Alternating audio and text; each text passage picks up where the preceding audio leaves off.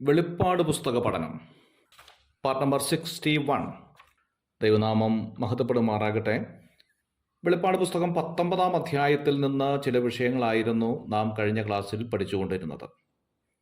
19-ാം അധ്യായത്തിൻ്റെ 14-ാം വാക്യത്തിലേക്ക് വരുമ്പോൾ സ്വർഗത്തിലെ സൈന്യത്തെക്കുറിച്ച് രേഖപ്പെടുത്തിയിട്ടുണ്ട്. സ്വർഗത്തിൽ അനേക വിഭാഗ പട്ടാളക്കാർ പോലുള്ള ദൂതന്മാരുണ്ട് എന്നതാണ് സത്യം. കർത്താവ് ആവശ്യപ്പെട്ടാൽ 12 ലഗ്യോനിലും അധികം കിട്ടും എന്ന് മത്തായിയുടെ സുവിശേഷം 26-ാം അധ്യായത്തിൻ്റെ 53-ാം വാക്യത്തിൽ കാണുന്നുണ്ട്. യേശുവിൻ്റെ ജനനത്തിൽ ഒരു വിഭാഗം പാട്ടുപാടിയതായി ലൂക്കോസിൻ്റെ സുവിശേഷം 2-ാം അധ്യായത്തിൻ്റെ 13-ാം വാക്യത്തിൽ കാണുന്നുണ്ട്. ഇത് ദൂതന്മാരുടെ ഇടയിലെ പാട്ടുകാരായ വിഭാഗം എന്ന് ചിന്തിക്കുന്നതിൽ തെറ്റില്ല. എഫെസ്യ ലേഖനം 3-ാം അധ്യായത്തിൻ്റെ 10-ാം വാക്യത്തിൽ സ്വർഗത്തിലെ വാഴ്ചകളും അധികാരവും എന്ന് കാണുന്നു. എന്ന് പറഞ്ഞാൽ സ്വർഗത്തിൽ വാഴ്ച നടത്തുന്നവരുടെ ഗണം എന്നുള്ളതാണ്. 1 രാജാക്കന്മാരുടെ പുസ്തകം 22-ാം അധ്യായത്തിൻ്റെ 18-ാം വാക്യം, 2 ദിനവൃത്താന്തം 18-ന്റെ 18, 2 ശമൂവേലിൻ്റെ പുസ്തകം 5-ാം അധ്യായത്തിൻ്റെ 24-ാം വാക്യം, ഇതൊക്കെ ഈ ഭാഗത്ത് ചേർത്ത് പഠിക്കുന്നത് നന്നായിരിക്കും. ഞാനും നിങ്ങളും സ്വർഗത്തെക്കുറിച്ച് ഇതുവരെയും പൂർണ്ണമായി കണ്ടിട്ടില്ല എന്നുള്ളതാണ്. എന്നാൽ സ്വർഗത്തെക്കുറിച്ച് പൂർണ്ണമായി നാം കാണുമ്പോൾ അത് എത്രയോ ശ്രേഷ്ഠവും അഗാധവുമാണ് എന്ന് നാം തിരിച്ചറിയാനായി പോവുകയാണ്. 19-ാം അധ്യായത്തിൻ്റെ 15-ാം വാക്യത്തിൽ അവൻ്റെ വായിലെ വാളിനെ കുറിച്ച് രേഖപ്പെടുത്തിയിരിക്കുന്നു. ഇത് കാണിക്കുന്നത് അവൻ്റെ കൽപ്പന അധികാരത്തെയാണ്. കർത്താവ് കൽപ്പിച്ചപ്പോൾ ഗിദെയോനെതിരെയുള്ള സൈന്യം അന്യോന്യം വെട്ടിയതുപോലെ ഹെർമഗദോൻ യുദ്ധത്തിലും നടക്കും എന്നതിനെ കാണിക്കാനാണ് അവൻ്റെ വായിലെ വാൾ എന്നതുകൊണ്ട് ഉദ്ദേശിക്കുന്നത്. യെഹെസ്കേൽ പ്രവചനം 38-ാം അധ്യായം 21-ാമത്തെ വാക്യം ഈ വിഷയത്തോടുള്ള ബന്ധത്തിൽ വായിക്കുന്നത് നന്നായിരിക്കും.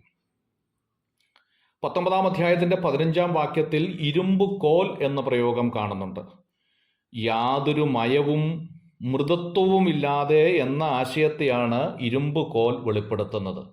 എതിർ ക്രിസ്തുവിനെതിരെയുള്ള കർത്താവിൻ്റെ പോരാട്ടത്തിൽ ഒരു മയവും ഉണ്ടാകുകയില്ല എന്നാണ് അതിൻ്റെ അർത്ഥം.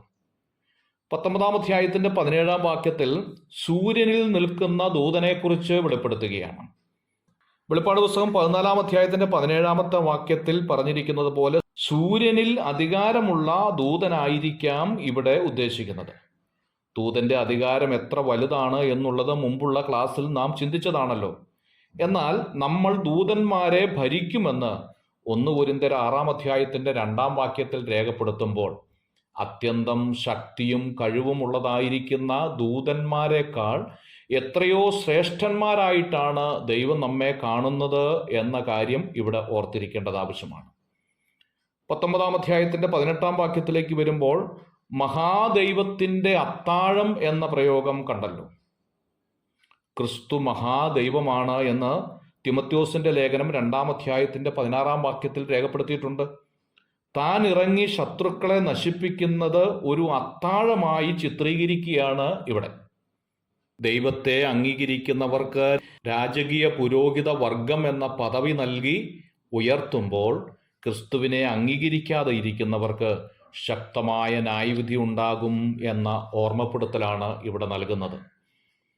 19-ാം അധ്യായത്തിൻ്റെ 19-ാം വാക്യത്തിലേക്ക് വരുമ്പോൾ കുതിരപ്പുറത്തിരിക്കുന്നവൻ എന്ന പ്രയോഗം കാണുന്നുണ്ട്. ക്രിസ്തു തൻ്റെ മണവാട്ടിയുമായി സാത്താനെ ബന്ധിക്കുവാൻ വരുന്നതിനെയാണ് ഇത് കാണിക്കുന്നത്. 19-ാം അധ്യായത്തിൻ്റെ 11-ാം വാക്യത്തിൽ സ്വർഗം തുറന്നിരിക്കുന്നത് ഞാൻ കണ്ടു എന്നത് നാം വായിക്കുകയുണ്ടായി. അതിൻ്റെ അർത്ഥം ദൈവസഭയും കർത്താവും ഈ ഭൂമിയിലേക്ക് വരുന്നു എന്നതിൻ്റെ ഓർമ്മപ്പെടുത്തലാണ്.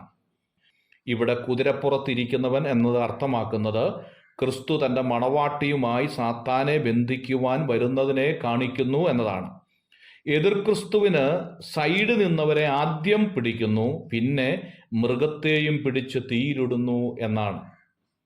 19-ാം അധ്യായത്തിൻ്റെ 20-ാം വാക്യത്തിലേക്ക് വരുമ്പോൾ ഗന്ധകം കത്തുന്ന തീപ്പൊയ്ക എന്ന് കാണുന്നു. നരകത്തെയാണ് ഗന്ധകം കത്തുന്ന തീപ്പൊയ്ക എന്നതുകൊണ്ട് ഉദ്ദേശിക്കുന്നത്. വെളിപ്പാട് പുസ്തകം 21-ാം അധ്യായം 8-ാം വാക്യം, 20-ാം അധ്യായം 14, 15 വാക്യങ്ങളിലൊക്കെ ഇത് കാണാം. നരകം സാത്താനും അവൻ്റെ ദൂതന്മാർക്കും ഉള്ളതാണ് എന്നതാണ് മത്തായിയുടെ സുവിശേഷം 25-ാം അധ്യായം 14-ാമത്തെ വാക്യം. ഇതുവരെയും ആരെയും ഈ നരകത്തിൽ ഇട്ടിട്ടില്ല എന്നുള്ളതാണ്. എതിർ ക്രിസ്തുവിനെയും കള്ളപ്രവാചകന്മാരെയുമായിരിക്കും ആദ്യമായി നരകത്തിലേക്ക് ഇടുന്നത്. God bless you.